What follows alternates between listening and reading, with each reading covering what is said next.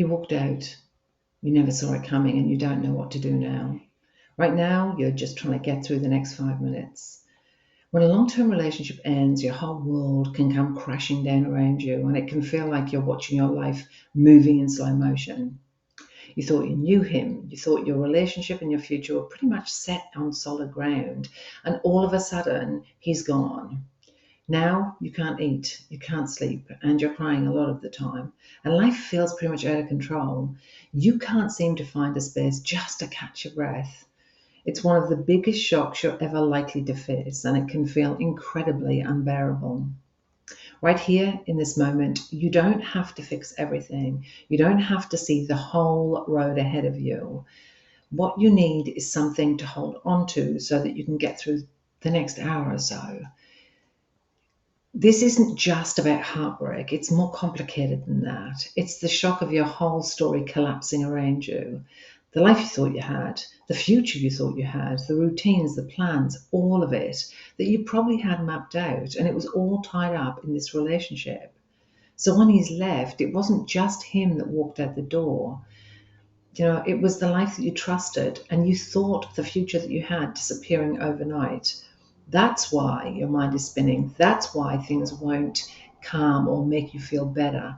You are busy scanning every single detail, replaying all the things that were said, trying to find the warning signs that you might have missed. You're not going crazy. You're trying to make sense of something that doesn't make sense at all. I know that right now things might feel pretty impossible, and I'm sure it's hard to imagine how you're going to get through the next day or week or more. So I want you to know you don't have to. You don't have to go through from this period to the next 2 years. You just want to start where you are. This is going to be a process. This is going to take time. So right now, let's see what you can do in the next hour or 30 minutes. And if that feels too long, then the next 5 minutes.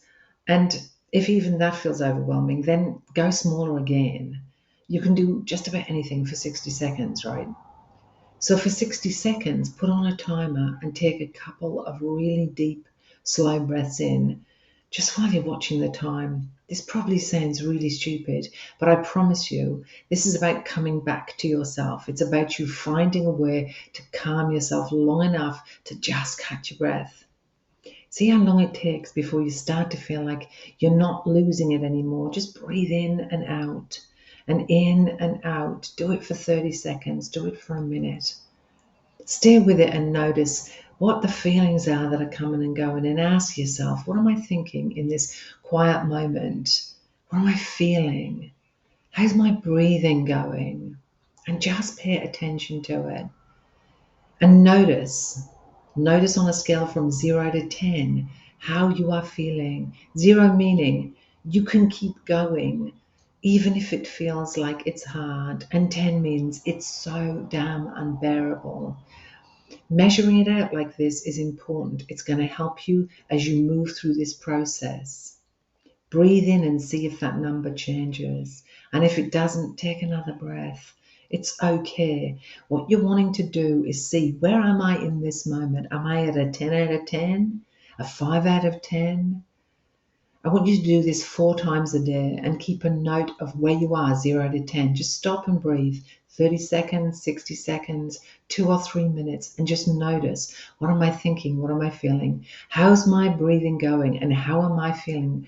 0 to 10. Jot it down. Let me know in the comments how you go with it. This is a process. I keep saying that because it's going to take you time. And the first thing we got to do is get you back to you. He left you without warning, and I know that feels pretty unbearable. But you've just proved something really important. You can get through 60 seconds. And if you can do that, you can keep going. This isn't about fixing everything today, unfortunately. I know you'd like that. This is about surviving the shock of what's happening, one tiny little choice at a time. You don't have to have the whole road ahead sorted. You just have to take the very next right step, even if it's only 60 seconds long. I know you're struggling, and that's why I've recorded my Heartbreak to Healing series for you. Every week, I'm going to bring you another step to take as you work through dealing with this long-term breakup. If you've got questions, please join me every Thursday live on YouTube. Just hit the notification bell on the screen and it will let you know when the next live is happening. You can come and ask me questions or just sit and listen to other women like you who are going through the very same thing. I've organized this Heartbreak to Healing series in a playlist on my channel. It's at the top of the screen. But also here on this video, you will see the next videos come up. You can click on those and get to the next video in this series. In the next video that I'm going to be doing in this series, we're going to start looking for answers. That's where you'll probably head next. Once some of the dust is settled, you're going to have lots of answers. So I'm going to guide you through that process. I know this is really challenging. If you are struggling deeply, I offer a very inexpensive guide for survival of these early stages of separation up in my store at the top of the page. They're very inexpensive. It's a survival guide with lots of tips and tricks to help you in the very unbearable moments. Please go ahead and grab that if you need it. Of course, if you can't find anything and you're a little lost, let me know in the comments. I try to answer every single comment that I see, and I will try and assist you in pointing you in the right direction. For right now, take care of yourself. Let's do this one tiny little step at a time. I'll see you next time.